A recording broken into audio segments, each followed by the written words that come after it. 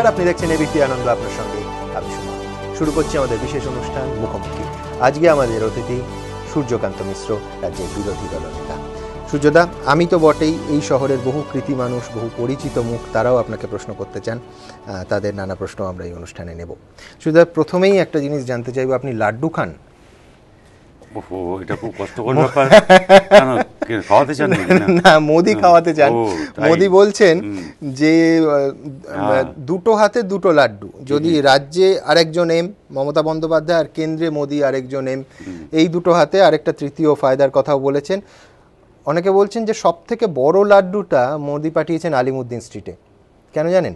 যে আপনারা এতদিন বলে আসছিলেন যে মমতা এবং বিজেপির গোপন আঁতাত সমঝোতা সামনে আসবে, তারপরে ব্রিগেড থেকে মমতা একেবারে সরাসরি দাঙ্গার মুখ বলে দিলেন, তাতে আপনার প্রচার নিঃসন্দেহে ধাক্কা খেলো। মোদি এসে আবার নরম সুর করে আপনাদের সেই প্রচারে একটু সুবিধে করে দিল, যার ফলে সব থেকে বড় লাড্ডুটা, সব থেকে বড় ফায়দা সিপিএমকে বা রাজ্যে তার বিরোধীদের করে দিলেন মোদি, মমতার বিরোধী। ওর কথায় ফায়দা নেওয়ার জন্য আমরা বসে নেই, মুখ্যমন্ত্রীর কথায় ফায়দা নেওয়ার জন্য আমরা বসে নেই। আমাদের যেটা কথা সেটা কথাই, এটা আমরা যা বারবার বলেছি সেটাই। কিন্তু কেন, তার পেছনে লজিকটা কি? 2016 মমতা বন্দ্যোপাধ্যায়কে বিধানসভা নির্বাচনে যেতে হবে, এই রাজ্যে 30% সংখ্যালঘু ভোট, সেখানে মোদির সঙ্গে গোপন আঁতাত করার ঝুঁকিটা নেবেন কেন? না না, গোপন আঁতাত এটা কি নতুন নাকি উনি করছেন? আগে দুবার করেছেন। উনি যখন কংগ্রেস ভাঙলেন, আপনি ভাবুন, সেই সময়ে কংগ্রেস সরকার আছে, বাবরি মসজিদ ভাঙল। বাবরি মসজিদ ভাঙার পরে উনি কংগ্রেস ভেঙে বেরোলেন, বিজেপির দিকে গেলেন। এটা কি সময়ে? তারপরে বিজেপির সঙ্গে, আবার বিজেপির সঙ্গে ভেঙে কংগ্রেস, কংগ্রেস ভেঙে বিজেপি, এই যে ইতিহাস। রাজনীতিতে তো স্থায়ী শত্রু বা মিত্র কিছু থাকে না। আর এখন উনি রাজ্যের মুখ্যমন্ত্রী, শাসক দল রাজ্যের, উনি 2016 নির্বাচনের আগে প্রত্যক্ষ বা পরোক্ষ সমঝোতায়, সাম্প্রদায়িক দল বলে যাদের বিরুদ্ধে প্রচার, তাদের সঙ্গে সমঝোতায় যাবেন কেন? না, অনেকে ভাবে মানুষ বোকা। আমি যদি বলি যে দাঙ্গার মুখ চাই না, কেউ কেউ ভাবতে পারে সত্যি সত্যি বোধ দাঙ্গার মুখ চাই না। কড়া কথা তো মানবেন, দাঙ্গার মুখ সেই প্রধানমন্ত্রী পদপ্রার্থীকে বলছেন। ওইটা বললেন না, যেটা আমি ওকে চ্যালেঞ্জ করেছিলাম, যে এই দাঙ্গার মুখকে আপনি পাঠিয়েছিলেন, ফুল পাঠিয়েছিলেন, ভুল হয়েছিল। ও রাস্তায় আর যাব না, ভবিষ্যতেও যাব না, নির্বাচনে আগেও যাব না, পরেও যাব না। কি কংগ্রেসের সঙ্গে আগেও যাব না, পরেও যাব না, এটা বললেন না। এটা বললেন না যে আগেরটা ভুল হয়েছিল, ভবিষ্যতে এরকম করব না।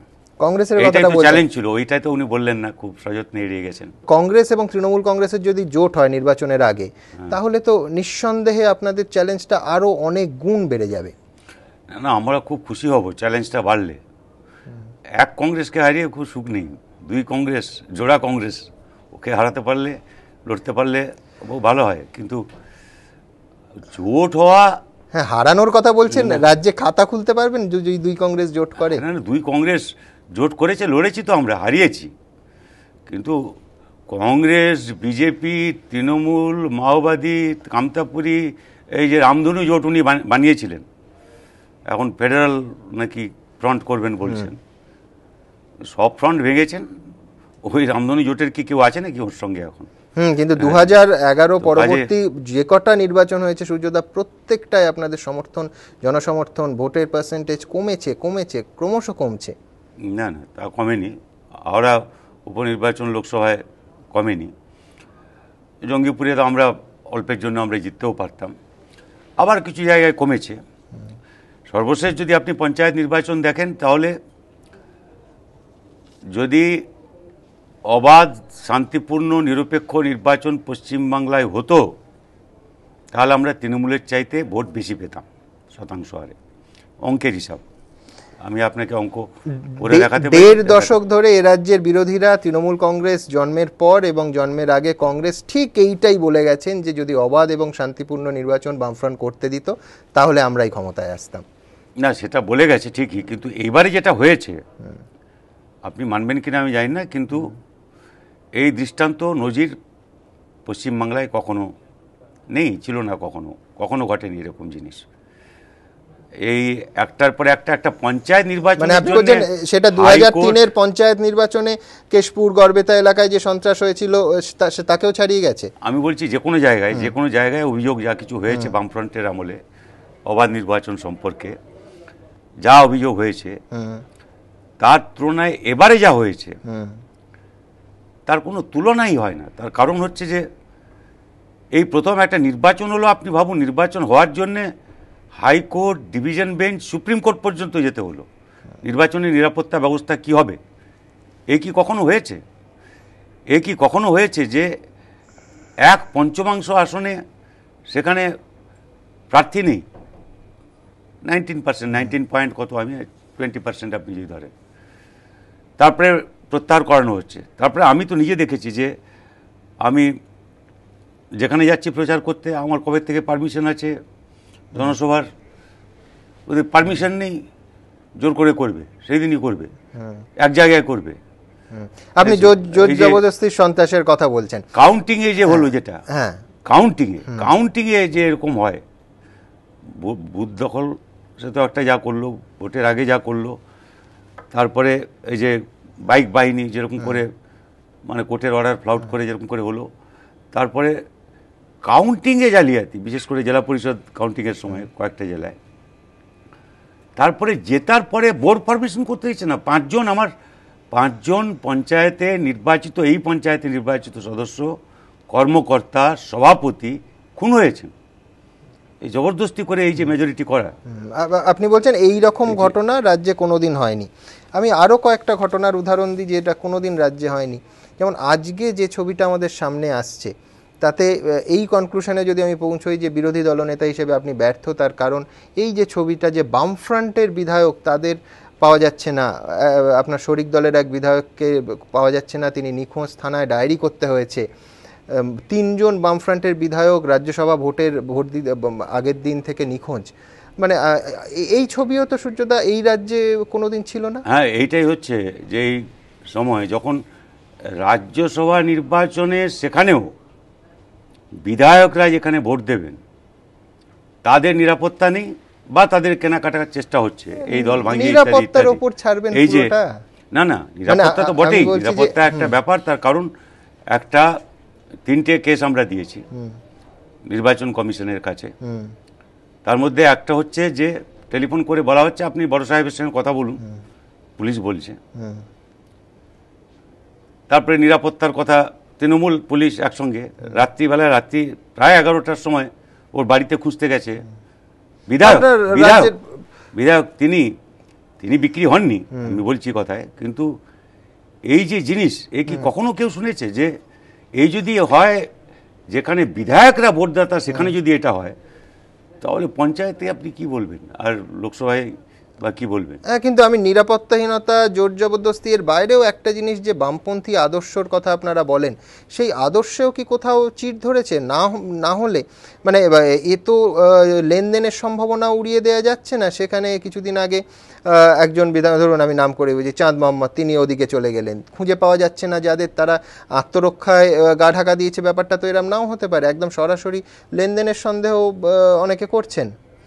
এ তো আয়ারাম গয়ারামের রাজনীতি। সেখানে আমি যদি অন্য পক্ষের, আপনার কথা তর্কের খাতিরে ধরে নিই যে অন্য পক্ষের ইন্ধন আছে, কিন্তু বামপন্থী আদর্শে একেবারে ফাটল না দেখা দিলে এই জিনিস বামফ্রন্টে কোনোদিন হয় না। এটা হচ্ছে বাচ্চা যখন ডুবে যাচ্ছে তখন ওই পাড়ে দাঁড়িয়ে কেউ বলছে তুই সাঁতার না শিখে কেন নামতে গেছিলি জলে। এটা বাচ্চা ডুবে যাচ্ছে, ডেঞ্জারটা হচ্ছেই। গণতন্ত্র ডুবে যাচ্ছে, ডেঞ্জারটা হচ্ছেই, বিপদটা হচ্ছেই। এটা পাড়ে দাঁড়িয়ে একথা বলার সময় নয় যে তুই সাঁতার না জেনে কেন নামতে গেছিলি। বামপন্থীদের ওপরে আক্রমণ হচ্ছে, এবং সব রকম আক্রমণ, মতাদর্শগত আক্রমণও হচ্ছে। কঠিন সময়ে কেউ দাঁড়াবে, কেউ দাঁড়াতে পারবে না, কেউ বিক্রি হয়ে যাবে।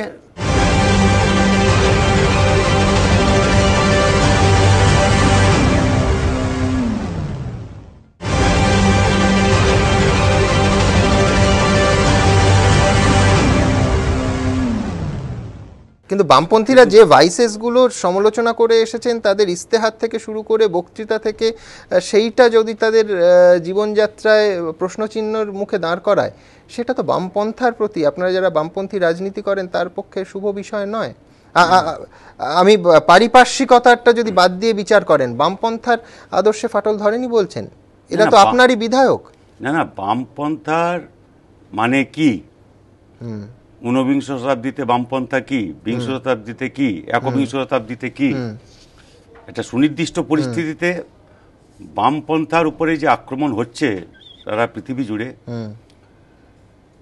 এটা মতাদর্শগত, রাজনৈতিক, তাছাড়াও সামরিক, এখানে দেশের ব্যাপার আছে, সেখানে অর্থনৈতিক, সবটা মিলে হচ্ছে আক্রমণটা। এই আক্রমণ মোকাবিলা করা, আর ধরুন আমি কথাই বলছি যে দ্বিতীয় বিশ্বযুদ্ধের পরে বামপন্থীদের সামনে যে চ্যালেঞ্জ ছিল, সেই চ্যালেঞ্জ ভিন্ন, একেবারে ভিন্ন, একটা ভিন্নতর পরিস্থিতিতে, খুব কঠিন সময়ের মধ্য দিয়ে বামপন্থীরা যে দাঁড়িয়ে আছেন, এটা আমি মনে করি এটা খুব বড় গর্বের ব্যাপার।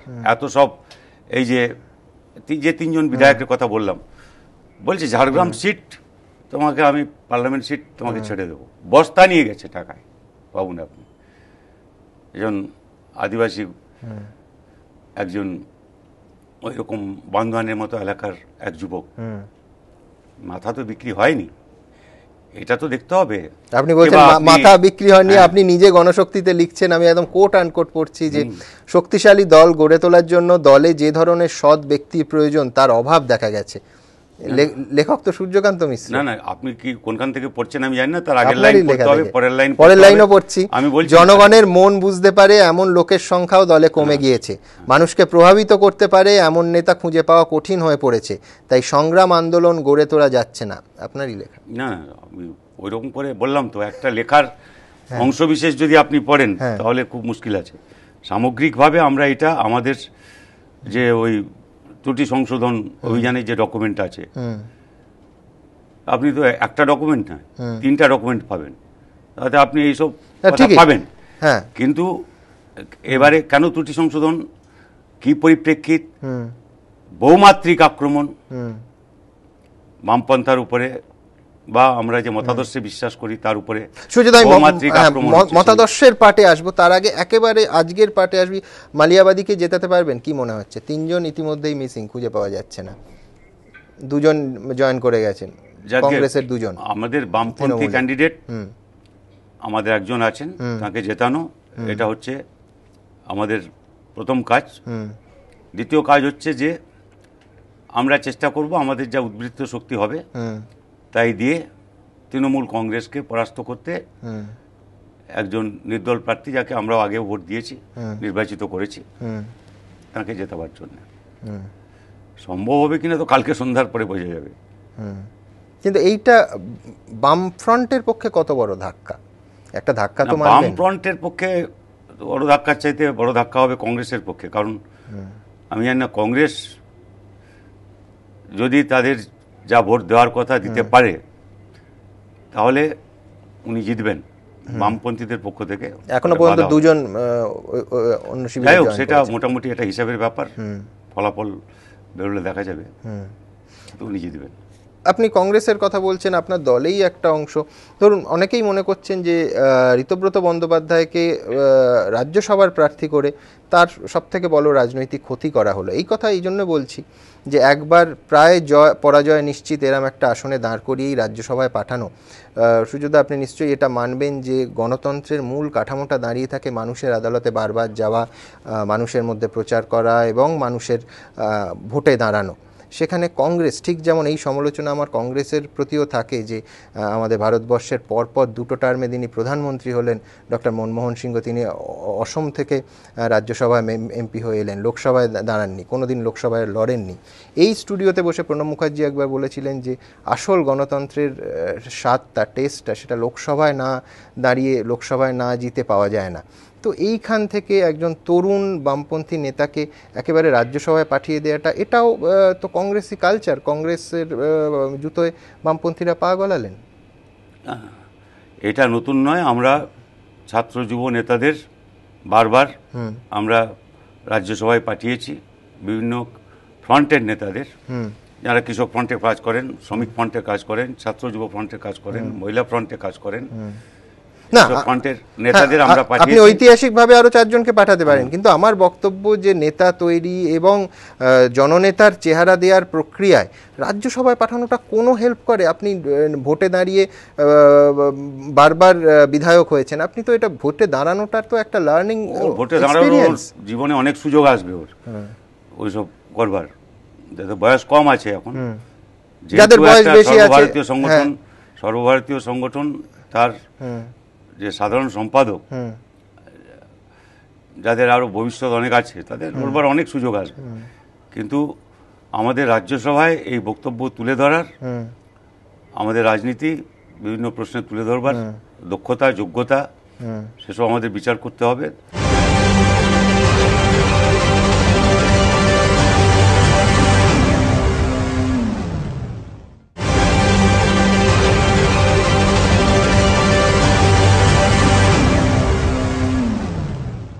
আপনি কম বয়স বলছেন, বেশি বয়স যারা, নীলোৎপল বসু কেন দিল্লিতে রাজনীতি করবেন? তিনি তো বিধানসভায় দাঁড়াতে পারেন। মানে আমি বলছি যে গণতন্ত্রের যে সংসদীয় রাস্তা বামপন্থীরা বেছে নিয়েছেন, আপনার দল বেছে নিয়েছেন, সেখানে মানুষের সঙ্গে এই প্রত্যহ যোগাযোগ, এই তাদের মধ্যে থাকা এবং নির্বাচনে লড়া, এই আবশ্যিক প্রক্রিয়াটা আপনারা বাদ দিচ্ছেন কেন? না বাদ দিই না তো আমরা, কেন বাদ? আপনাদের বহু নেতা আছেন যারা রাজ্যসভায় থেকে রাজ্যসভা লোকসভায় কোথাও দাঁড়ান না।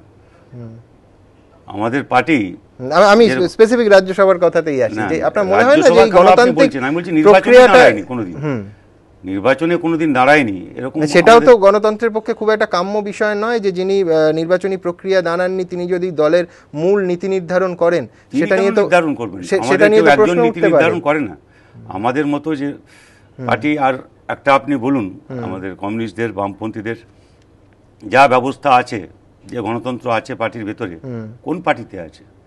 কোন পার্টিতে? এখানে রাজ্যে যারা সরকার চালাচ্ছেন, দিল্লিতে যারা সরকার চালাচ্ছেন, যারা এখন কি প্রধানমন্ত্রী দাবিদার, পদের দাবিদার, ওদের পার্টিতে আছে? একজন RSS ঠিক করে দেয়, আর এক বিশেষ বাড়ির থেকে ঠিক হয়। আর এই যে আমি ব্রিগেডে দেখলাম, এই একজনই বলছেন, আর কেউ, আরে আমি আগের ব্রিগেডে বলেছিলেন যে আপনারা মুখে লিউকোপ্লাস লাগিয়ে রাখুন। এখন তো আমি দেখলাম যে ওর সব মন্ত্রী শান্ত্রী বাকি যা আছে সবার মুখেই লিউকোপ্লাস লাগানো আছে, একজনের খালি মুখ খোলা আছে। একজন বাকি ঘোষক ছিলেন, ঘোষণা করছিলেন। আমি আপনাকে মনে করিয়ে দিচ্ছি, আগের বারে যিনি ঘোষক ছিলেন তিনি এবারে জেলে আছেন, মনে পড়ছে তো আপনার, এর আগের বারে ব্রিগেডে।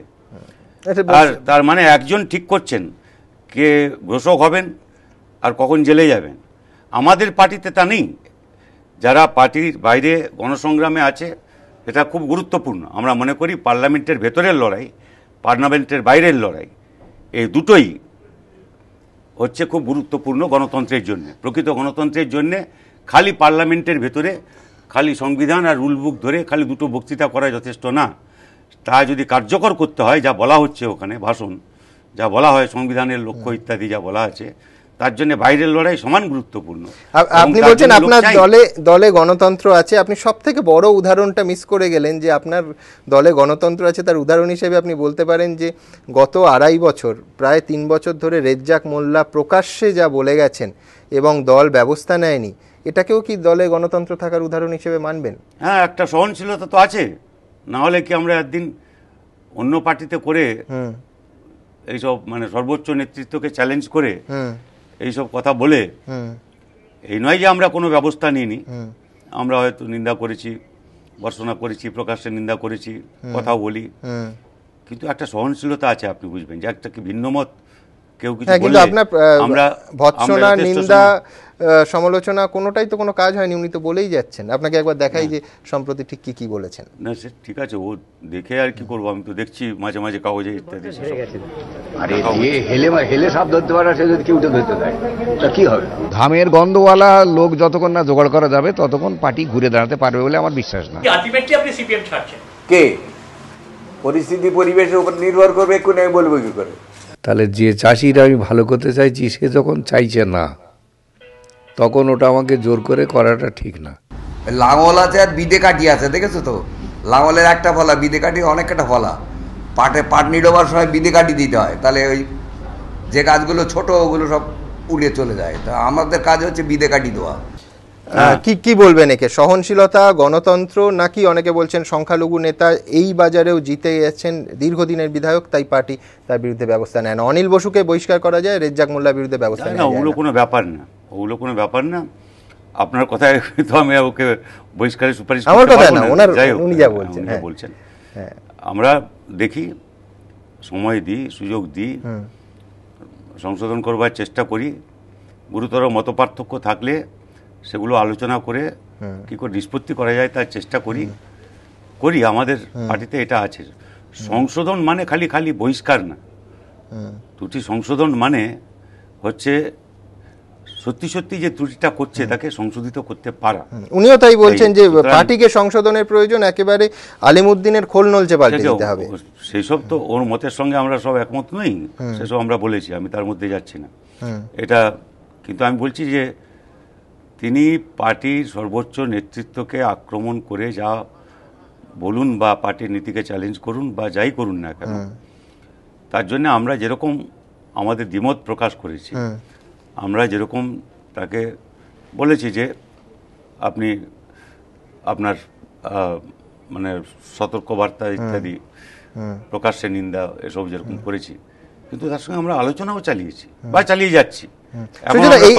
এইটা অতীতের কমিউনিস্ট পার্টি হলে করতো, এই আলাপ আলোচনা, এতটা প্রকাশ্যে বলার পর সেন্সার না করা, বারবার বলে যাওয়ার পর ব্যবস্থা না নেওয়া, নাকি ভোটের রাজনীতিতে জয় পরাজয় একটা বড় ব্যাপার, এবং যেহেতু রেজ্জাক মোল্লা জিতেছেন, ৭২ সাল থেকে জিতে এসছেন, তার বিরুদ্ধে তাই জন্য কোনো ব্যবস্থা নেওয়া যায় না? আপনি বোধহয় আমাদের ওই মতাদর্শগত দলিল ফলিল বলেছেন তো, তাহলে আপনার বোঝা উচিত ছিল যে ১৯বিংশ শতাব্দীর সমাজতন্ত্র, বিংশ শতাব্দীর সমাজতন্ত্র, একবিংশ শতাব্দীর সমাজতন্ত্র, এগুলো সব এক ব্যাপার না। বিংশ শতাব্দীর সমাজতন্ত্রের যে মডেল আমরা দেখেছি, যেখানে একটা জায়গায় গণতন্ত্র মানে যাকে বলে পার্লামেন্টারি ডেমোক্রেসি, সংসদীয় গণতন্ত্র ছিল, সেখানে সংসদীয় গণতান্ত্রিক ব্যবস্থা ছিল, সেটা ভেঙে একটা নতুন রাষ্ট্র ব্যবস্থা হলো। আমরা বলেছি এটা ঠিক ছিল না, এটা ভুলই হয়েছে। যেখানে সংসদীয় গণতন্ত্র ছিল না সেখানে একরকম ব্যবস্থা গড়ে উঠেছে, সেটা আলাদা ব্যাপার। আমরা মনে করি ভারতবর্ষের সুনির্দিষ্ট পরিস্থিতিতে সংসদীয় গণতন্ত্রের ভূমিকা খুব গুরুত্বপূর্ণ।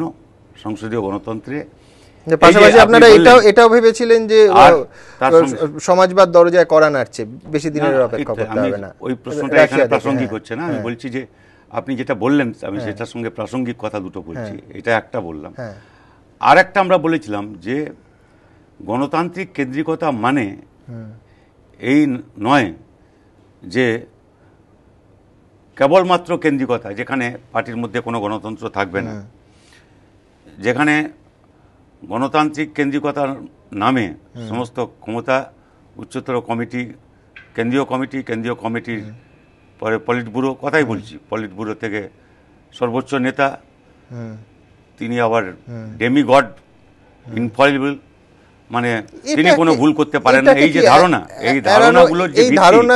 এই ধারণাগুলোর বিরুদ্ধে আমরা মতাদর্শগতভাবে সে আমাদের জন্মলগ্ন থেকে আমরা লড়াই করেছি, এবং আমরা ইন্টারনালি করা গেছে। সূর্যদা, তাহলে সৈফুদ্দিন চৌধুরীকে পার্টির বাইরে যেতে হলো কেন? মানে গণতান্ত্রিক কেন্দ্রিকতার দোহাই দিয়েই তো সেন্ট্রাল কমিটি থেকে সরিয়ে দিলেন। চৌধুরী যখন গেছিলেন, তিনি যা করেছিলেন, তো অনেকদিন ওর সঙ্গে আলোচনা হয়েছে, তখনকার নেতৃত্ব তার সঙ্গে আলোচনা করেছেন, অনেকদিন সহ্য করেছেন। তো আরো অনেক দৃষ্টান্ত আমি দিতে পারি, আমি ওর নাম ধরে বলার ফাইন। আমি আপনি যেহেতু ঊনবিংশ শতাব্দীর মডেল ইত্যাদি বলছেন, আমি একেবারে সম্প্রতি অনির্বাণ চট্টোপাধ্যায় নেওয়া অমর্ত্য সেনের, আমার কথাও না, অমর্ত্য সেনের একটা অংশ থেকে পড়ছি বামপন্থা নিয়ে। অথচ একদিকে সোভিয়েত ইউনিয়ন উঠে গেল, অন্যদিকে চীনে কমিউনিস্ট পার্টি যে বাজারধর্মী অর্থনীতি করেছেন, এ বিষয়ে তো কোনো সন্দেহ নেই। আমরা কিন্তু এখনও ওই আমেরিকান সাম্রাজ্যবাদ বলে একটা টার্গেট খাড়া করে তার সঙ্গে যুদ্ধ করে যাচ্ছি, সেই লড়াইকে প্রাধান্য দিচ্ছি। বাস্তবতার সঙ্গে বড় রকমের ফারাক দেখা দিচ্ছে, আর সেটা ক্রমশ বাড়ছে। তার আগে বলছেন যে ভারতবর্ষেও নতুন বামপন্থী চিন্তার অভাব ছিল না, কিন্তু মূল শক্তিটা ছিল বিদেশি। আরেকটা জায়গায় বলছেন যে রবীন্দ্রনাথের লেখায় আছে কর্তার ভূত। কর্তার ভূতের কথা, কর্তা চলে গেছেন কিন্তু ভূত আছে, এটা একেবারে কর্তার ভূতের ব্যাপার।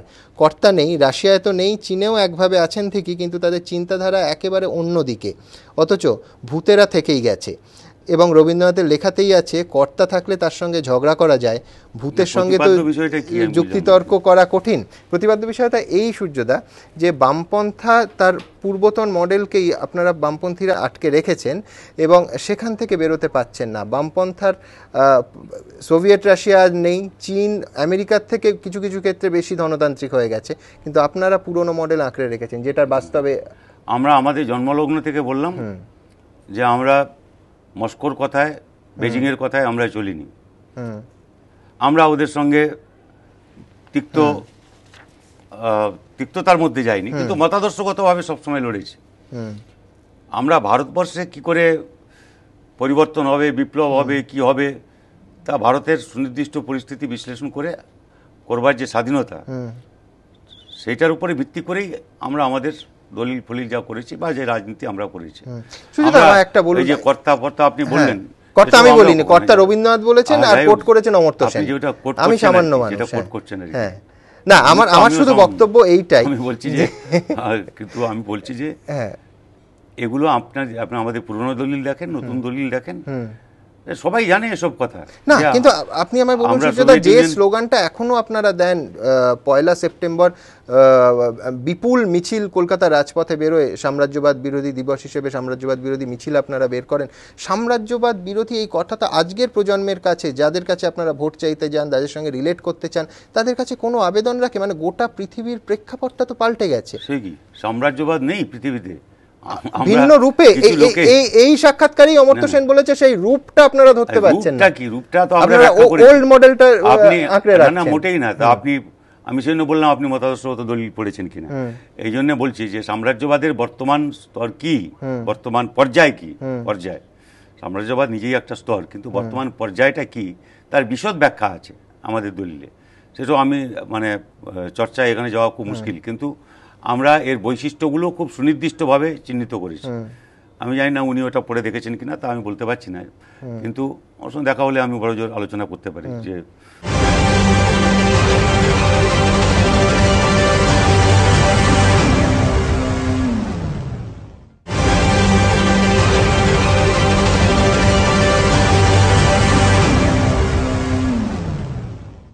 কিন্তু সামগ্রিকভাবে কিন্তু সাম্রাজ্যবাদ আছে, তা নাহলে আফগানিস্তান, ইরাক। কিন্তু আমি বলছি সাম্রাজ্যবাদ আজ থেকে 10 বছর, 15 বছর বা 20 বছর আগে যে অর্থে বলা হতো, সেই অর্থটাই তো পাল্টে গেছে। না, গোটা পৃথিবী পাল্টেছে। মৌলিক অর্থে সাম্রাজ্যবাদ আছে। আপনার মনে হয় যে এটা আজকের প্রজন্মের কাছে, আজকের ভারতবাসীর কাছে 1 সেপ্টেম্বরের মিছিলের কোনো বৃহত্তর আবেদন আছে, কোনো অ্যাপিল আছে? অবশ্যই আছে, অবশ্যই আছে। যদি আজকে 1 সেপ্টেম্বর সাম্রাজ্যবাদ বিরোধিতা এগুলোকে যারা অপ্রাসঙ্গিক বলে বলতে চায়, তারা ভারতের যে সমস্যা, সেই সমস্যাগুলো সমাধানের যে পথে যে প্রধান বাধাগুলো কি, সেগুলোকেই তারা আড়াল করতে চায়। কিন্তু আপনি ভাবুন, এই যে এখন যা হচ্ছে, দাম বাড়ছে, ধরুন বিনিয়ন্ত্রণ করতে হবে, পুরোটা বাজারের উপরে ছেড়ে দিতে হবে, ওয়াশিংটন কনসেনসাস থেকে এটাকে আলাদা করা যায় নাকি? এই যে পেট্রোলের দাম কি হবে, ডিজেলের দাম কি হবে, আচ্ছা কে ঠিক করছে? আমাদের দেশে ইরান থেকে একটা পাইপলাইন যদি পাকিস্তান হয়ে আমাদের দেশে আসে, তাহলে গ্যাসের দাম কম পড়ে, আপনার জন্যও কম পড়ে, আমার জন্যও কম পড়ে, যারা আমাদের সমালোচক তাদের জন্যও কম পড়ে, এবং টাকায় আমরা পেমেন্ট করতে পারি। যেহেতু পেট্রোলিয়াম মিনিস্টার তখন সেইটার চেষ্টা করছিলেন, ওখান থেকে বলে দিল যে ওয়াশিংটন থেকে বলে দেবে যে আমাদের পেট্রোলিয়াম মিনিস্টার কে হবে, আমাদের দেশের প্রজন্মের কাছে এর কোনো অর্থ নেই। কিংবা এখানে এই যে কি বলে কোনো একটা এই যে রিলায়েন্স গোষ্ঠী, এই যে ধরুন ইয়েতে কি বলে কৃষ্ণা গোদাবরী বেসিনে যে গ্যাস, তার দাম ডবল করতে হবে, মন্ত্রী রাজি না, ওকে সরিয়ে দাও। আরে এরা রিলায়েন্স কি ওয়াশিংটন ঠিক করবে মন্ত্রী আমাদের দেশের কি হবে? এটা কোনো গুরুত্ব নেই। আপনি আমাকে ব্যাখ্যা করতেই আপনি ব্যাংক ডোবাচ্ছেন নিজের দেশে, এটা সন্দেহ আছে? আপনি যে দুটো উদাহরণ বললেন দুটোই অভিযোগ, দুটো অভিযোগ খাই না, আপনি দুটো প্রমাণ হয়নি, 1 নম্বর। 2 হচ্ছে আপনি আমাকে ব্যাখ্যা করতে যে একেবারে বাস্তব জীবন এবং সাম্প্রতিক ভারতবর্ষ থেকে ঘটনাটা দিলেন, আপনার মনে হয় যে এই ঘটনা, এর ব্যাখ্যা কোনো সাম্রাজ্যবাদ নিপাত যাক এই স্লোগান থেকে দেওয়া সম্ভব? আমার প্রশ্নটা কিন্তু একেবারে ফলিত স্তরে, একেবারে প্র্যাকটিক্যাল, একেবারে প্র্যাকটিক্যাল। আমি তো একেবারে প্র্যাকটিক্যাল কথা বলছি। অরুণাচল সীমান্তে চীন জমি দখল করেছে, কেউ যদি বলেন যে কই কমিউনিস্ট পার্টিকে তো দেখি না চীনা দূতাবাসের সামনে বিক্ষোভ জানাতে, অথচ বছরে বাৎসরিক হিসেবে একটা মার্কিন দূতাবাসের সামনে আপনারা বিক্ষোভ জানান, না কিছু না, তার তো কারণ আছে। মার্কিন দূতাবাসের সামনে অরুণাচলে জমি দখল করছে, চীনা দূতাবাসের সামনে কেন? আমাদের যদি একজন রাষ্ট্রদূত ওখানে বা এমবাসির কোনো অফিসার ওখানে যদি ক্যাভিটি সার্চ করা হয় একজন মহিলার, তো বিক্ষোভ দেখাবো না? আমাদের কি মনে, এটা বর্তমান প্রজন্মের কাছে এর কোনো অর্থ নেই?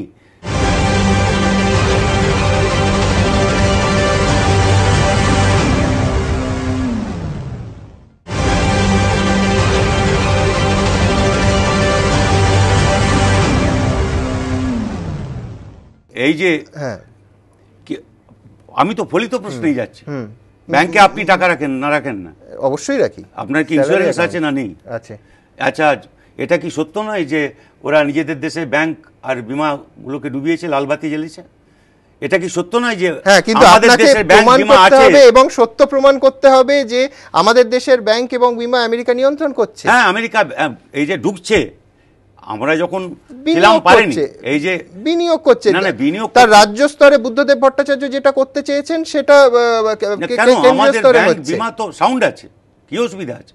কেন আমাদের ব্যাংক বিমা, যারা নিজেদের ব্যাংক বিমা ডুবিয়েছে, আমাদের ব্যাংক বিমা তাদের ঢুকতে দিতে হবে কেন? আপনি তো মানে ফরেন ইনভেস্টমেন্টের ব্ল্যাঙ্কেট ব্যানের দিকে বিরোধী। ফরেন ইনভেস্টমেন্ট রাজ্যে মুখ্যমন্ত্রীর নাম বুদ্ধদেব ভট্টাচার্য থাকলে তিনি ডাকবেন, দেশের প্রধানমন্ত্রী ডাকবেন না?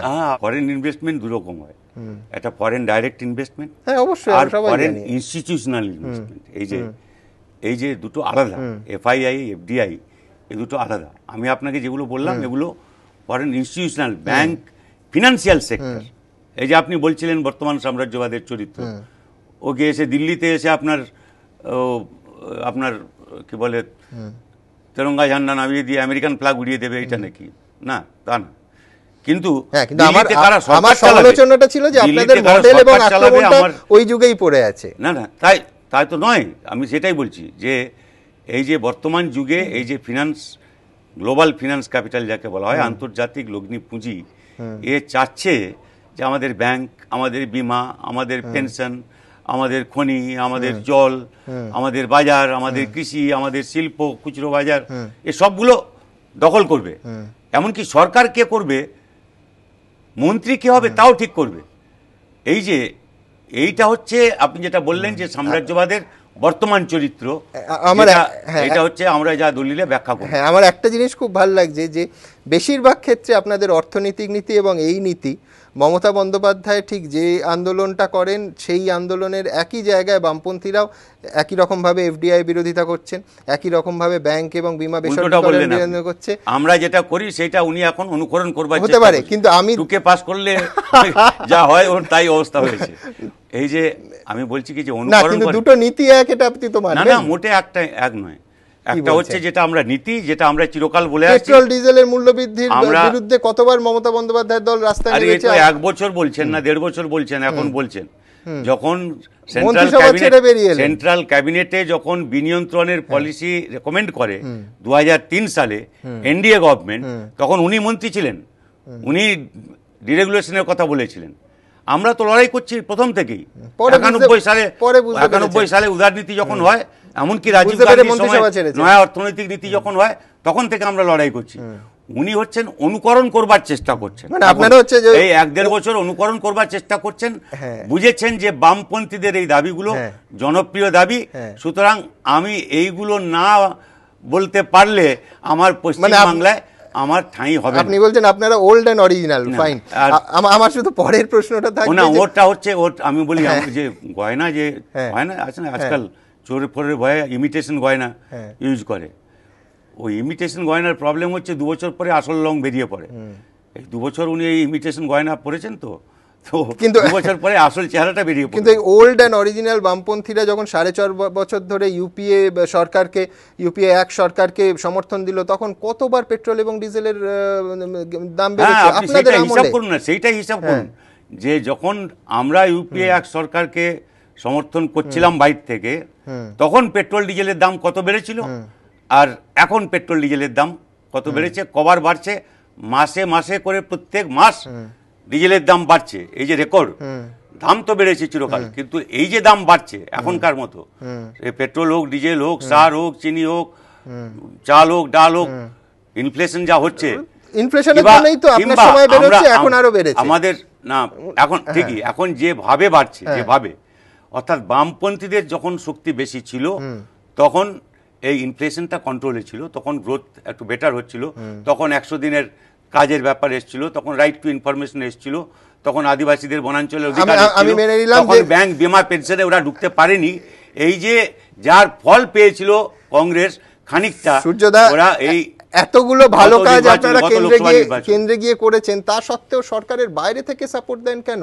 মানে আমি বলছি যে আপনার কথা তো তর্কের খাতিরে আমি ধরেও নিচ্ছি যে এতগুলো ভারতবর্ষের পক্ষে শুভ দিকে, শুভ কাজ হওয়ার পিছনে বামপন্থীরা ছিল অত্যন্ত দক্ষ, তাহলে সরকারে কেন জয়েন করেন? আজকে যখন 2014-এ কেউ ভোটার যাবেন, তিনি যখন জিজ্ঞেস করবেন যে আপনাদের কেন সমর্থন দেব, আপনারা তো সেই আবার বাইরে থেকে, যদি নিয়ন্ত্রক শক্তি হন, বাইরে থেকে সমর্থন করবেন, তাদের সরকারের দায় নেবেন না কেন? তাকে কি জবাব? দায়ের ব্যাপার হচ্ছে না, ব্যাপারটা হচ্ছে যে সরকার কোন নীতিতে চলবে। আমাদের কাছে নীতির প্রশ্নটা, অর্থনীতি কি, বৈদেশিক নীতি কি, আভ্যন্তরীণ নীতি কি, কৃষিক্ষেত্রে নীতি কি, শিল্পের ক্ষেত্রে নীতি কি, শিক্ষা, স্বাস্থ্য, এইটা তো যা আপনি বলছেন, যেটা ঠিকই, কিন্তু এইগুলো তো ক্যাবিনেটের মধ্যে, সরকারের মধ্যে থেকেও করা যায়, এগুলো আরো বেশি করে করা যায় না। এগুলো আগে তো ঘোষণা করতে হবে যে আমি এই নীতি নিয়ে চলবো, যার ভিত্তিতে আমরা সহমত হয়ে, এবং এই নীতিগুলো কার্যকর হবে কিনা, বামপন্থীরা আমরা 61 আছি, সরকার কংগ্রেসের, তারা সংখ্যাগরিষ্ঠ শক্তি। আমি লেজুর, আমি একটা ঘোড়ায় চড়বো, আমি বাম দিকে যাওয়ার কথা, আর সে ঘোড়াটা ডান দিকে ঘাস খেতে চললো, আমি তার উপরে পিঠে চললাম, এইভাবে লাগাম আমার হাতে নেই। লাগাম ছাড়া 4.5 বছর কাটালেন কি করে? আমরা সরকারের লাগাম আপনাদের হাতে ছিল না, লাগাম আমাদের হাতে ছিল না, এটা নিউ ডিলে বেরিয়ে এলেন, তা সত্ত্বেও তো প্রাণ ভোমরা বলতেন, তা সত্ত্বেও সরকার চলল না। তা আমরা ওই সরকারে যাইনি, সেই জন্য উনি 19টায় 6টা মন্ত্রী হওয়ার জন্য গেছেন, নীতিভীতি কিছু ব্যাপার না, 1.5 বছর পরে থাকতে পারলেন। আর আমরা 61 হলে তাহলে কত মন্ত্রী হতাম? আমাদের কাছে মন্ত্রী হওয়াটাই খালি ব্যাপার না, অর্থাৎ ওই সরকারটা কোন নীতি নিয়ে চলবে, সেই নীতিটা আমাদের কাছে বড়। যে ঠিক আছে, আপনি একটা কমন মিনিমাম প্রোগ্রাম করেছেন, আপনি এইটা। আমি আপনারই একটা বক্তব্য দেখাই। 16ই জুলাই 2013 আপনি স্টুডিওতে এসেছিলেন, ঠিক কি বলেছিলেন এই 2014-তে কি হবে তাই নিয়ে দেখাবো। কিন্তু এবার কেন্দ্রে 2014-তে কাকে জেতানোর কথা বলবেন? কাউকে তো একটা বলতে হবে। আমরা এখন নিশ্চয়ই আপনি তৃতীয় ফ্রন্টের কোনো অস্তিত্ব নেই। না, আমরা বলছি যে আমরা কাউকে কে জিতবে না জিতবে তার জন্য ওই তৃতীয় ফ্রন্ট একটা করা, আমরা তো তা বলিনি। আমরা যেটা বলেছি যে বাম ও গণতান্ত্রিক ফ্রন্ট তার একটা কর্মসূচি, যেটা আমরা ওই বাম দলে কনভেনশন করে 10 দফা কর্মসূচি করেছি। সেই 10 দফা কর্মসূচির ভিত্তিতে আমরা, না সরকার কারা চালাবে, সরকারে কাকে চাইবেন? না, সরকারে চাইবো, মানে আমরা তার জন্য আমরা সরকার করব একে ওকে নিয়ে। এই যে রাজনীতি, এই রাজনীতিতে আমরা নেই এখন, এটা খুব স্পষ্ট। সুজাতা, এই যাদের কথা ভেবে 2009 আপনারা বললেন যে আপনারই পার্টি দলিলে, পার্টি কংগ্রেস এখনো তাই বলছি, হ্যাঁ, একে ওকে নিয়ে, মানে আপনি এই মুহূর্তে 2009-এর আগে যাদের নিয়ে বসেছিলেন এখনো তাদের নিয়েই বসছেন, তারা একে ওকে নয়? না, আমরা যেটা, এদের অনেকে এনডিএর সঙ্গে ছিল, ঠিক আছে, আমি বলছি এটাই যে এনডিএর সঙ্গে ছিল কি ইউপিএর সঙ্গে ছিল, বামপন্থী আদর্শবাদ দিন, এদের বহু দলের বিরুদ্ধে একেবারে ব্যক্তিগত পর্যায়ে দুর্নীতির অভিযোগ আছে, আপনারাই বলেছিলেন। ঠিক আছে, আমি আপনাকে বলছি এটাই যে যা বলেছিলাম আমি সেটাই আছি, সেই জায়গায় আছি আমরা তখনও বলেছিলাম, ওই ইন্টারভিউতে আমি বলেছিলাম যে আমাদের পার্টি কংগ্রেসের দলিলে যা বলা আছে, এখনো আমরা যেটা করছি, এখনো যেটার জন্য চেষ্টা করব, নির্বাচন এলে তখন স্লোগান কি হবে, এই সমাজবাদী পার্টি তো ইউপিএ সরকারকে নিয়োগ দিলে আপনারা যখন বেরিয়ে এলেন তখন টিকিয়ে দিল। আমাদের কাছে দুটো বড় প্রশ্ন, একটা যে কংগ্রেসকে ক্ষমতাচ্যুত করতে হবে, এই নীতি। কংগ্রেস জনবিরোধী, দুর্নীতিগ্রস্ত, একটা ভয়ঙ্কর সর্বনাশা বিপদ, এবং এদের জন্যেই আর একটা ভয়ঙ্কর শক্তি কংগ্রেসের চাইতে আরো দক্ষিণপন্থী, আরো প্রতিক্রিয়াশীল অর্থনৈতিক নীতির দিক থেকে, এবং আরো সাম্রাজ্যবাদের, আপনি যেটা বাক্য মানে কি শব্দটায় আপনার খুবই অ্যালার্জি আছে, বা অন্যদেরও আছে হয়তো, যাই হোক 2014 বলে আমি বলছি যে এখন এই তার পক্ষে তার খুব বিশ্বাসভাজন যারা কংগ্রেসের চাইতো এখন, এবং এই দেশের যারা শাসক শ্রেণী, corporate world, entire corporate world, যারা এই দুর্নীতি ফুর্নীতির সঙ্গে সবাই জড়িত, যাদের হাতে পৃথিবীর দেশের 3/1 সম্পদ, 60-62টা পরিবারের হাতে, প্রকাশ কারাত আজকে ডান দিকে আর বাঁ দিকে যাদের নিয়ে বসছেন তাদের প্রত্যেকের বিরুদ্ধে, এমনকি অনেকের বিরুদ্ধে দুর্নীতির বড় অভিযোগ আছে। আমি যেটা বলছি সেটা থেকে আপনি ডাইভার্ট করছেন, আপনি আমাকে কথাটা বলতে দিন। আমি বলছি যে এই বিজেপি এদের চাইতে আরো ভয়ঙ্কর, এবং তার সঙ্গে বড় কথা হচ্ছে যে বিজেপি আরএসএস এর মতো একটা শক্তি, তার দ্বারা পরিচালিত।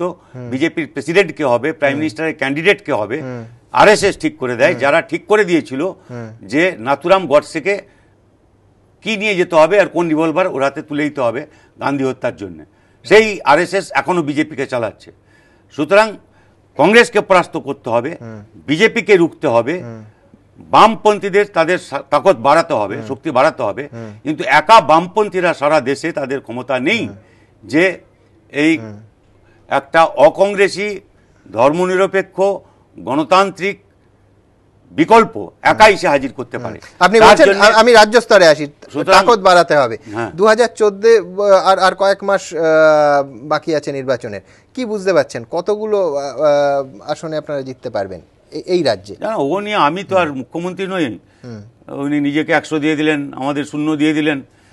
ওইসব জ্যোতিষী বিদ্যা আছে, তারপরে কি ওই যে বাস্তুতন্ত্রপন্ত্র আর শনিবার শুক্রবার এসব আমরা করি না। তো লড়াইতে যখন হবে, এখন গাছে কাঁঠাল গোপে তেল, নির্বাচনী ঘোষণা হল না, কত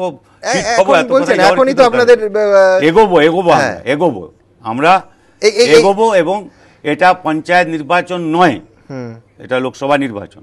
এটা পঞ্চায়েত নির্বাচনে যা করতে চেয়েছিলেন, যা করতে পেরেছিলেন, সব পারবেন না। আর আমি মানুষও তৈরি হচ্ছেন কাজে। তো এখানে যাদের প্রার্থী করবেন, নিঃসন্দেহে এরকম একটা ক্রিটিক্যাল সময় যথেষ্ট ভাবনা চিন্তা আপনারা নিঃসন্দেহে করছেন। নতুন মুখ কজনকে আনবেন? আমি সংখ্যার হিসেব চাইছি না, মানে কোনো প্রায়োরিটিতে থাকবে কি? প্রায়োরিটি তো থাকবে। আমাদের ঘোষিত নীতি যে যারা অপেক্ষাকৃত বয়স কম, কর্মক্ষম, ভবিষ্যৎ যাদের সম্ভাবনা আছে, তাদের সম্ভাবনাময়, তাদের সবসময় তাদের সামনে আনা, নেতৃত্বে, এবং সামাজিক দিক থেকে যারা বৈষম্যের শিকার মহিলারা, তাদের সংখ্যা বাড়ানো, সংখ্যালঘু তাদের সংখ্যা বাড়ানো, তফসিলি জাতি উপজাতি এদের জন্য আসন সংরক্ষিত আছে, অন্যান্য অনগ্রসর সম্প্রদায় আছে।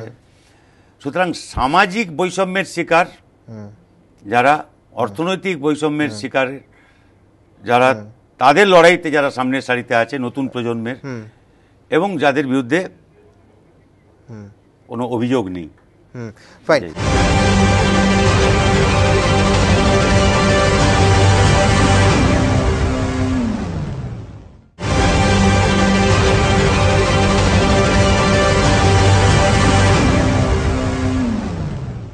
যে পরিচিত মুখেরা, যে কৃতি মানুষেরা প্রশ্ন করেছেন আপনাকে, দ্রুত কয়েকটা নিয়ে নেব।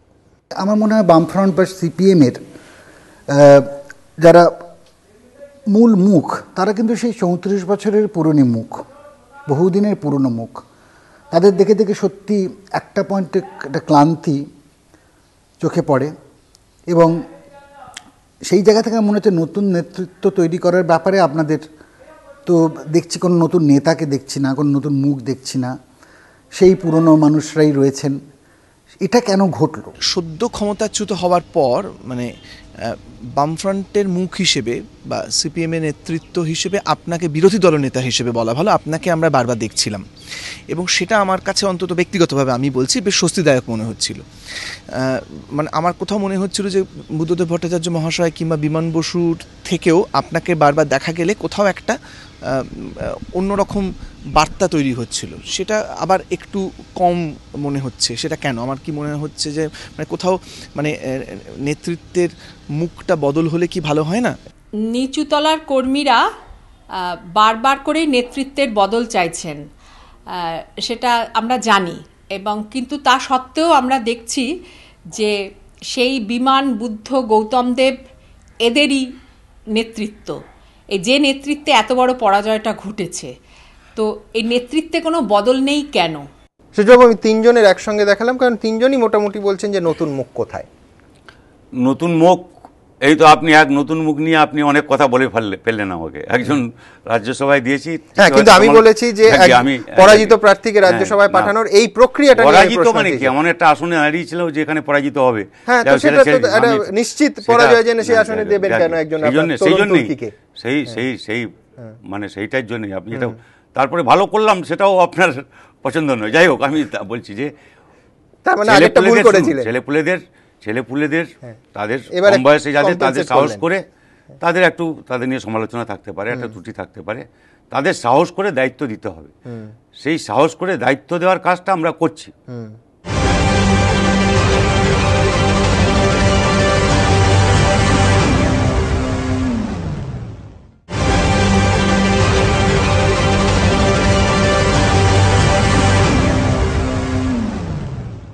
আমাদের বিধানসভায় অনেক গুরুত্বপূর্ণ কাজে আমরা তরুণদের, যারা বিতর্কে অংশগ্রহণ করে, অপেক্ষাকৃত তরুণদের, তাদের আমরা কি আমাদের আরও যারা আমাদের পার্টির পক্ষ থেকে যারা প্রেসে বা জনসভায় ইত্যাদিতে যায়, নতুনমুখী তো অনেক দিচ্ছি আমরা।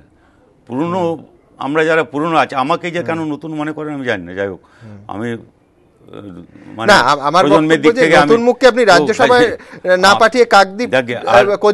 কাকদ্বীপ দৌড় করাতে পারতেন, মানুষের সঙ্গে মেশাতে পারতেন। মানুষের সঙ্গে না মিশে ওরা নেতা হয়েছে নাকি? কিছু তো সর্বভারতীয় একটা গণসংগঠন ইত্যাদি চালাচ্ছে। যাই হোক, আরও আছে না, আরও নতুন মুখ দেখবেন আপনি, এবারেও দেখবেন। আমরা এই বিষয়ে সচেতন যে আমরা যখন এসেছিলাম পার্টিতে, খুব আমাদের কম বয়সেই আমাদের সর্বভারতীয় নেতৃত্ব থেকে আরম্ভ করে রাজ্য নেতৃত্বে এখন যারা আছেন, এদের কম বয়সেই সাহসের সঙ্গে দায়িত্ব দেওয়া হয়েছিল। এবং একটা প্রজন্ম, আমরা সেই প্রজন্মের যাদের আপনারা এখন দেখছেন, আমাদের পরবর্তী প্রজন্ম প্রস্তুত হচ্ছে, তাদেরও আপনারা দেখবেন। আমরা মানুষের এই যে, কিন্তু তার মানে ওই যে একটা বলা হয় যে এরকম একটা এরা অমুক অমুক অমুক, এদের মুখটা দেখতে খুবই খারাপ, আপনার মুখটা ভালো, এইটা ব্যাপার না।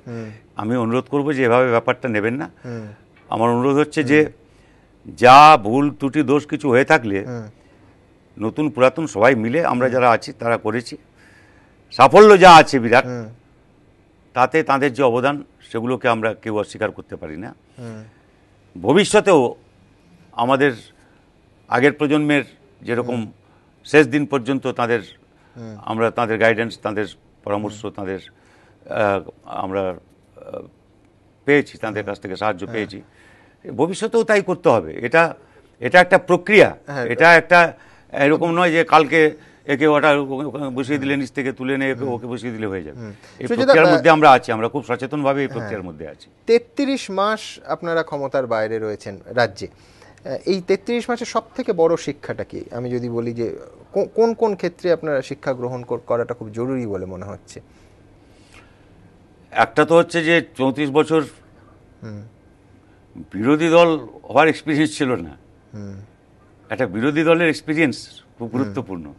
বিরোধী দল একটা ভূমিকা পালন করা, খালি বিধানসভার ভেতরে না, বিধানসভার ভেতরে বাইরে। আপনারা বলতেন যে গঠনমূলক বিরোধিতার ভূমিকা পালন করা, সেটা করতে পেরেছেন বলে মনে হচ্ছে? হ্যাঁ, নিশ্চয়ই করেছি।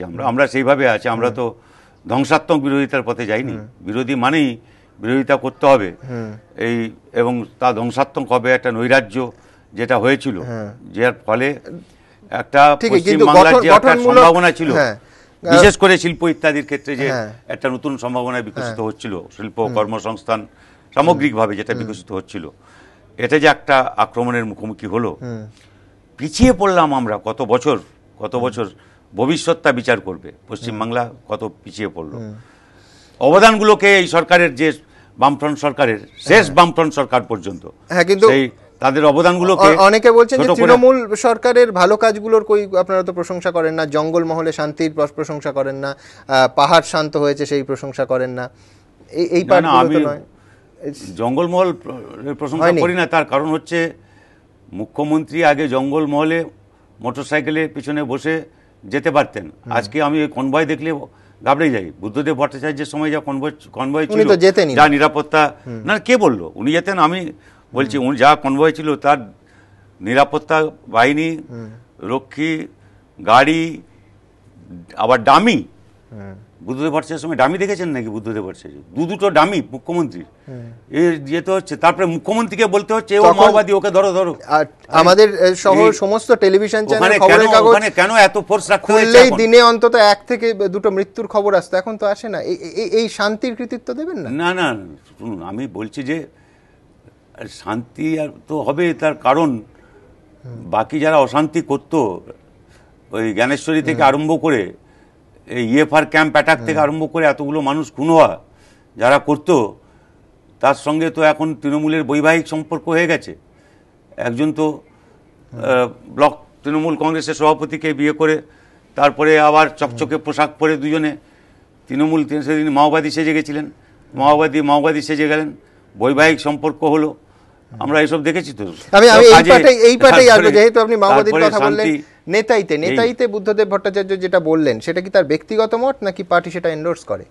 নেতাই নিয়ে আমি আপনাকে একটা কথাও বলবো না, বিশেষ করে অ্যাসেম্বলি এখন সামন হয়েছে, সেটা হচ্ছে এই যে এটা একটা বিচারাধীন বিষয়, এমন একটা বিচারের এমন একটা পর্যায়ে রয়েছে না। আমি আমার কথা বলছি, আমি একজন বিধায়ক, তো মানে বিরোধী দলের নেতা।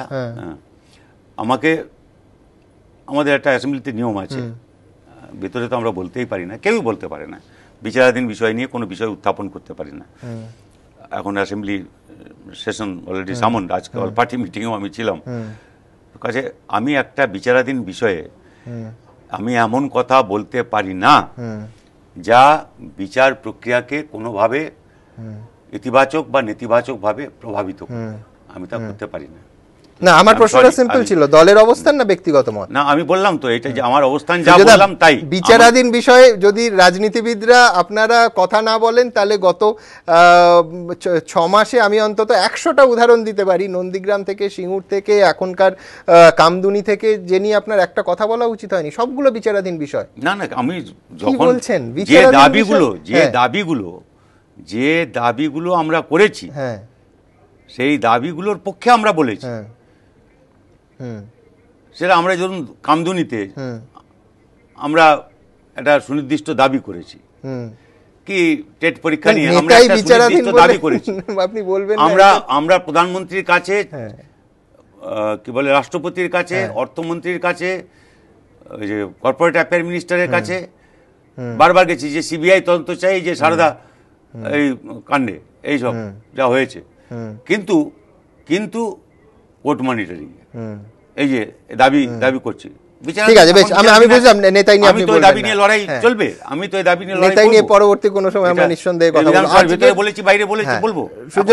আজকের আমার শেষ প্রশ্ন, আজকের ধরুন প্রেসিডেন্সি কলেজের প্রেসিডেন্সি বিশ্ববিদ্যালয়ের দ্বিতীয় ক্যাম্পাসের উদ্বোধন, সেখানে রাজ্যের মুখ্যমন্ত্রী বলছেন যে ওয়ার্ল্ড ক্লাস করব, সেন্টার অফ এক্সেলেন্স তো আছেই, অর্থের কোনো সমস্যা হবে না। তো এই আপনারা যদি কোনোদিন ধরুন ফের ক্ষমতা এলেন, প্রেসিডেন্সি কলেজকে এই যে সেন্টার অফ এক্সেলেন্স, এটা তো একসময় অনেক বামপন্থী নেতা মনে করতেন যে এটা করা উচিত নয়, এটা শিক্ষার যথেষ্ট গণতান্ত্রিকরণ হবে না তাতে, আবার কি প্রেসিডেন্সিকে আগের জায়গায় ফিরিয়ে দেবেন আপনারা? তা কেন করব? প্রেসিডেন্সিতে এক্সেলেন্স ইত্যাদি, প্রেসিডেন্সির যাকে বলে খানিকটা অটোনমি ইত্যাদি, তো আমরা বুদ্ধদেব ভট্টাচার্য ব্যক্তিগতভাবে উদ্যোগ নিয়েছিলেন, কিন্তু এতদিন লাগলো সূর্যবাবু। হ্যাঁ, তো লড়তে হয় তো, এতদিন, এবং এতদিন মানে আপনি বুদ্ধবাবুকে লড়তে হয়েছে বোধহয় নিজের দলের মধ্যে অনেক বেশি। দলের মধ্যে আমাদের দলের মধ্যে তো আলোচনা করে ঠিক করতে হয়, নিশ্চয়ই, এতে কোনো সন্দেহ নেই। একজনে খুশি হলে, আর মুখ্যমন্ত্রী যেসব বড় বড় কথা বলছেন, উনি তো ওখানে কোনো অটোনমি ওখানেও নেই, অন্য কোনো ইউনিভার্সিটিতেও নেই। আর ওই যে টাকা ফাঁকার কথা বলছেন, কি বলছেন কি আপনি জানেন তো ভালো করে না, সেন্টার অফ এক্সেলেন্স করার যে উদ্যোগটা, এটা তো বুদ্ধদেব ভট্টাচার্য নিয়েছিলেন, মমতা বন্দ্যোপাধ্যায় ক্যারি ফরওয়ার্ড করছেন, আরো ফ্লারিশ করছেন, এটাকে প্রশংসা করবেন না? না, কি উনি সেন্টার অফ এক্সেলেন্স তো মুখে বলছেন। প্রেসিডেন্সি কলেজ কেন অ্যাটাক হয়েছিল বলুন তো? না না, আপনি তো ইতিহাসে চলে গেলেন, কিন্তু আমি বলছি তাহলে প্রেসিডেন্সি কলেজে ভাইস চ্যান্সেলর নিয়ে কতবার, কেন বিশ্ববিদ্যালয়গুলোর যেখানে ভাইস চ্যান্সেলর এই আমলে নিয়োগ করা হয়েছে, 5টা জায়গায় কেন ভাইস চ্যান্সেলর চেঞ্জ করতে হয়েছে? কেন? কি অটোনমি থাকবে? কি আইন করা হয়েছে বিশ্ববিদ্যালয়গুলোর জন্য, যেখানে বিশ্ববিদ্যালয়গুলো কোনো অটোনমি থাকবে না? এবং সর্বোচ্চ মানে পদ যেটা আচার্যের নিচে উপাচার্য, তাদের যদি আপনি সেই সরকার নিয়োগ করে একটা পুরো টার্মের আগেই তাদের সরাতে আরম্ভ করে, কি অটোনমি হবে? অটোনমি কি একটা খালি শব্দ নাকি? অটোনমি একটা প্রয়োগের ব্যাপার, আমার প্রায়োগিক ব্যাপার একটা। সুজা, ভীষণ ইচ্ছে করছে যে এইটা নিয়ে অন্তত আর 1 ঘন্টা প্রেসিডেন্সি নিয়ে আপনার সঙ্গে আলোচনা করা যেত, এতগুলো এর স্তর আছে, কিন্তু আমাদের সময় শেষ। আপনাকে অনেক ধন্যবাদ এতটা সময় আমাদের দেওয়ার জন্য। থ্যাংক ইউ, ধন্যবাদ, নমস্কার।